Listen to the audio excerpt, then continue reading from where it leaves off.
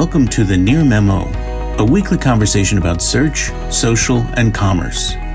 What happened, why it matters, and the implications for local. Hi again, everybody. It's Greg, Mike, and David with the Near Memo, and this is the I haven't had enough sleep or coffee edition. And vacation week edition, following the 4th of July. Week edition of the Near Memo, where we talk about search, social, and commerce with a kind of local angle on all of that. And even though most of us were on vacation in the United States for some or all of this week, lots of things are still happening. And we're going to talk about the FTC. We're going to talk about the FTC rule and guidelines around fake reviews that were issued last week that we wrote about in the newsletter, but we didn't get yet a chance to discuss. I'm going to talk about, Mike's going to talk about that. I'm going to talk about the fragmentation, the balkanization of everything that's going on, seemingly. And David's going to talk about GA4 and the, quote, enshittification of Twitter. So, David, why don't you? No, wait. Well, I forgot the order. What we're doing here. All good. I think I'm going. You're going to start. You're going to start. That's first. Right. Okay. So, I plead vacation brain. All right. So for those of you who have been on vacation or are still on vacation and haven't had the pleasure of logging into Google Analytics yet, the big JavaScript countdown timer is gone. However, you can still access all of your same Google Universal Analytics properties. And then there's a banner at the top that says this property will soon, stop collecting data or whatever, and you need to migrate. So it's sort of like who knows how long that this is going to go on for, but clearly, to me, this feels like Google understands like people still aren't ready to do this. I've got 2 enterprise clients that still don't have an actual sort of documented migration, even though we've been working on it for quite a while. I'm not an analytics expert by any stretch, but just feels like even given the pretty far in advance warnings from Google that I think a lot of companies probably still aren't done with their full migration. And one of the reasons for that is just because it's so freaking hard to configure anything in GA4. And I think relative to some other things that have been happening in social media, which Greg is going to talk about, it really it's just a sort of bizarre, it remains a bizarre product decision on Google's part. I didn't even love Universal Analytics that much. I thought it was overcomplicated and, there was a pretty steep learning curve. But the nice thing about Universal is once you got the learning curve, things you could sort of understand why the product team built the product the way they did. I have not gotten to that point at all with GA4, and it really feels to me like this was an intentional decision on Google's part that they no longer really want the sort of smaller websites to be using Google Analytics as a product. And what's interesting to me and sort of how it parallels the enshittification of Twitter is that it feels to me like there's this incredible inertia from just about everyone that, God, we really hate this product, GA4. We really hate the owner of this product, Twitter, and it's getting worse. But there's just not enough. There's still not enough momentum, and there's not a single competitor out there that is providing a decent enough alternative that has enough mind share to get people to move over. I think all it would really take is I don't even know, Apple Analytics, right? Like if there was a bona fide tech vendor out there that said, we're building a parallel version of Google Analytics and it's going to be free. I mean, I know Adobe has whatever Omniture used to be called and now is Adobe Analytics or something, but like that's clearly an enterprise product. There really isn't a sort of entry level or intermediate level analytics product from a major tech company that has a big enough mind share that people are confident enough to make that switch. And so there's all of these smaller players, many of which we're using Plausible and Fathom.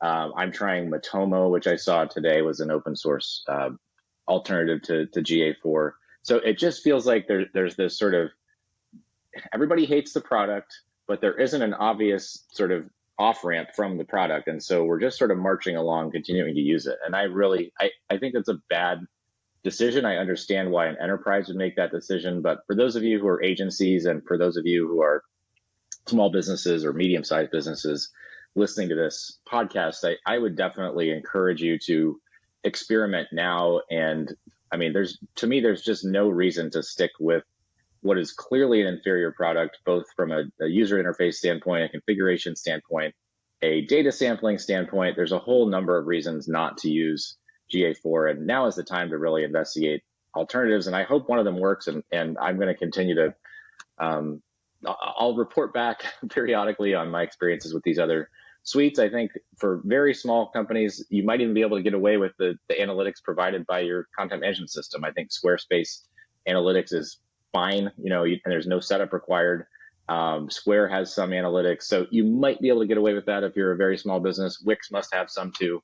But I just don't think it's frankly, I just don't think it's worth the effort to go through the GA4 learning curve. And even if you're in a position where you're hiring an agency, like, what real value is GA4 delivering, would be my question, right? I think Google Analytics delivered plenty of value in terms of its ability to sort of automate reports and that sort of stuff. It was very easy to set those things up. That's no longer true with GA4. So to me, what's the point of just giving Google more data just because you've always done it? So I just want to digress a little bit about the formal definition of enshittification, which Gruber highlighted. It was written up, I can't remember by whom, but a product starts out as focusing on small businesses or single users. The creator of the product then complicates the product, tries to make it better for the house, better for enterprise, makes it more complicated. And then ultimately, the ultimate shittification is where they make it in such a way to extract maximum profit without any regard for any of the client base, right? So the question I have is GA4 on that enshittification path, or is it just they're in the middle of it, or they, where it's no longer that good for single users, small businesses? Have they just done this for their benefit to comply with privacy and say, look at us? Although even that, they're being criticized, I think, in Sweden for where they keep their data and stuff. Sweden basically told everybody to stop using Google Analytics. Right. And that includes GA4, one presumes. So, yeah. So the question I have about Google is, one, where are they in that process? And two, though, is I know you're continuing to look, but it's that the inertia, the knowledge required to be able to assess these is deep. The inertia is strong. There isn't a clear winner. It's really hard to switch, and one thinks, oh, maybe Google's going to get their act together before I make the switch, so let me just hang on. Same with Twitter. You're kind of hanging on like this by your fingers. Maybe they're going to somehow get their act together, right? That's the sort of wishful thinking part of me.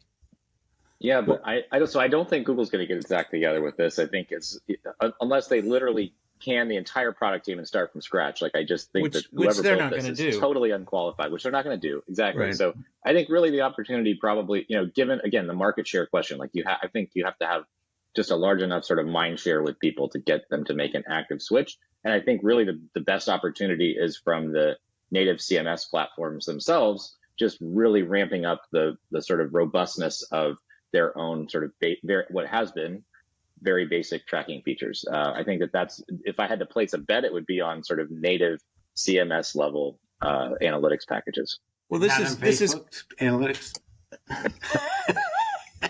They just hazarding that took your breath away. They might run into some of the same regulatory issues that are happening in Sweden right now. So. This is another way to look at this is Google's market power, right? Is that they just have this sort of gravitational force, and people are afraid to do some alternative, or they don't see the point in really challenging the product. I mean, it is, Adam Mosseri, who's the head of Instagram, which is, spawned Threads, the new Twitter competitor from Facebook, Meta, basically said in an interview, I think with The Verge, that, Musk screwing up Twitter is the thing that opened the door for them to create this alternative, right? That they weren't going to do anything, but he was screwing things up so badly that they saw an opening. And, the same thing is true with GA4. It just seems like a logical. It seems like there's still, notwithstanding the sort of reduction in VC funding, there's still so much money out there. Somebody should see this as a great market opportunity and then and go for it. But this is, Google is just so dominant, and people are so. In a way, there isn't inertia here, because inertia would imply, just continuing on the same path. I mean, universal analytics represents inertia. This forces you have to actually do something here.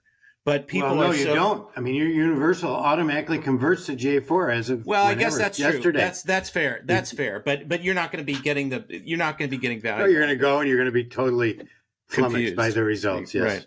Right. Exactly. For joining David, Mike, and Greg. To stay on top of the latest developments in local, subscribe to our newsletter at nearmedia.co. We'll see you next week.